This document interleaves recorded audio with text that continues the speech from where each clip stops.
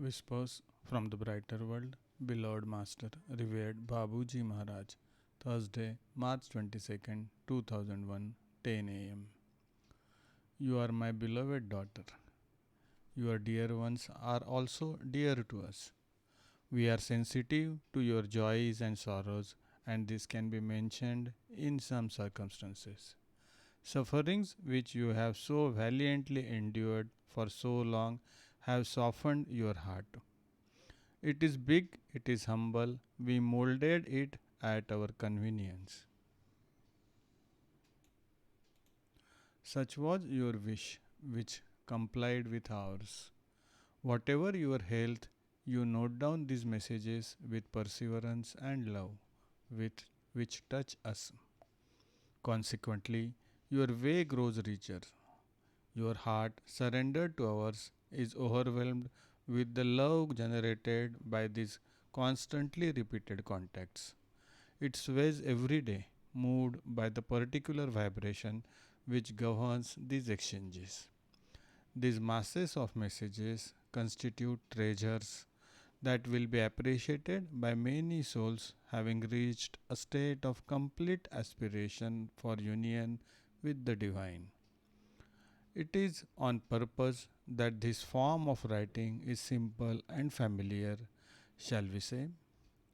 It must touch hearts bathed in love and having attained a certain degree of spiritual maturity, where they can only be deeply touched by pared down and true formulas. When an aspirant manages to dissociate the two beings which are in him, he is ready to reap the fruits of this reading. May it truly enrich you all. That is our wish. Babuji Maharaj. Friday, March 23rd, 2001, 10 a.m. Calm down, relax. It is your health which makes you react like that, and this long confinement which contributes to your nervous vulnerability. Your circle does not realize well what your living conditions mean. Everyone understands the situation of one another according to their own reactions. You are doing your level best for everyone, and you should not furthermore be expected to be a model of serenity.